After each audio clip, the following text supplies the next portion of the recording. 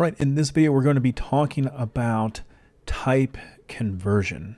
And in the previous couple of videos we learned that there's strings, we've learned that there's numbers, and numbers can be broken down into two different parts here that we're focusing on, which are integers and floats. So why would we need to convert types? Well, you're going to be taking user input, or maybe you have a string that has a number inside of it, and we would like to add it to a real integer or a real float. And how do we convert that string to an integer so that way we can add them together? Now, Python comes with two types of basically conversions. One is implicit, the other one is explicit. Now, before we get into too much detail with this, I do want us to take some notes. So let's go ahead and dive into Visual Studio Code and see how our files are set up. All right, so we're inside Visual Studio Code. I have my file folder set up here in our Python folder. We have lessons, and inside lessons, we have the type conversion.py. All right, so let's go ahead and take some notes here. As you can see, I have some stuff written on here already, and we're talking about type conversion. Type conversion is the process of converting the value of one data type, whether that be an integer, a string, a float, etc., to another data type. Now, like we were talking about earlier, there's two types of conversion. There's implicit conversion, and then there's explicit type conversion. So let's go ahead and type out some examples here. And I'm going to start off with just a simple integer. And we're going to talk first about the implicit, meaning that it's going to do this for us without having to change any kind of property. And we're also going to give you a brand new method out there for us to check to see what type of data are we dealing with. So first we'll do num int equals 1, 2, 3. Right? This is an integer, right? It's not a float. There's no decimal points. Next, we're going to do num flow, and we're going to set that to 1.123. Now, we have two different data types in this case. And let's go ahead and show you that we do have a data type of an integer, and we have a data type of a float.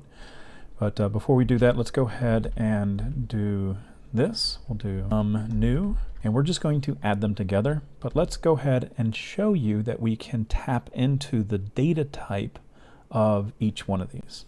The way that we're going to do this, we're going to do print, and then we're going to do data type of num int, and then we want to wrap the num int. If you take a look at this right here, make my arrow here, we're going to wrap that in this method here called type. So if we wrap it in the type, it's going to take our num int, and Python gives this to us for free, and it's going to tell us what data type it is. So let's go ahead and save that and run it here, and go ahead and ignore the class part for now, but right here it tells us that it is an int, an integer. Let's do the same thing for the num flow. Print data type num flow, and again we're just doing the same exact thing that we did on line 13. We're doing that on 14, but this time it's to the num flow. So if I go ahead and save that and run it, notice that it is a float. So now we know that we have these two different data types. Now the question that we have to ask ourselves, when we add them together, are we going to get any error?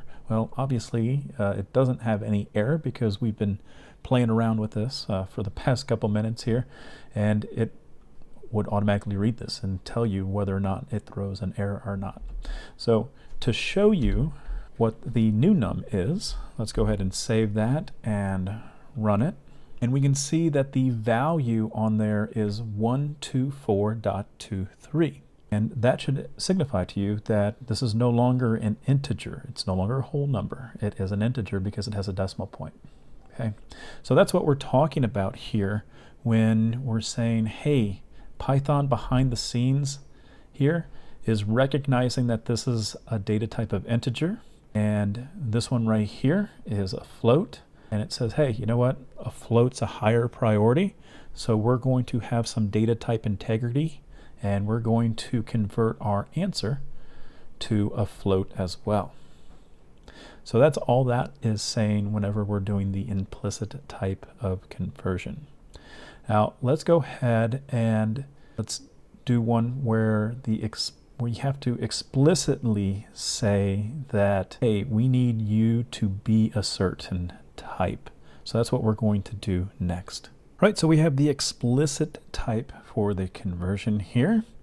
And this is where you, the programmer, you actually have to convert from one data type to another utilizing some conversion functions or methods.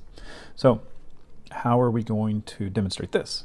Well, in this example, we're going to have an integer, and then we're going to try to add it to a string that looks like an integer to us, but it's really a string in reality.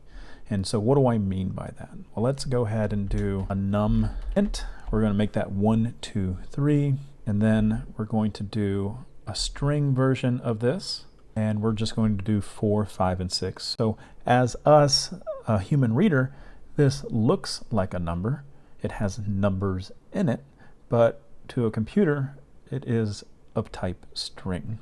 And again, we can verify this, we can validate it.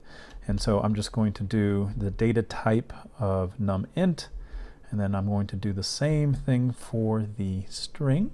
And because we have some code up above, I don't want it to get cluttered over here. You are able to highlight the code, and then you can hit the play button in order to run it, and it will just run it. So as we can see, our data type for the first one is an integer. The next one's a string. All right, now let's go ahead and try to add them together and see what we get. So we're going to go ahead and do the following here. We'll do num total equals num int plus num string.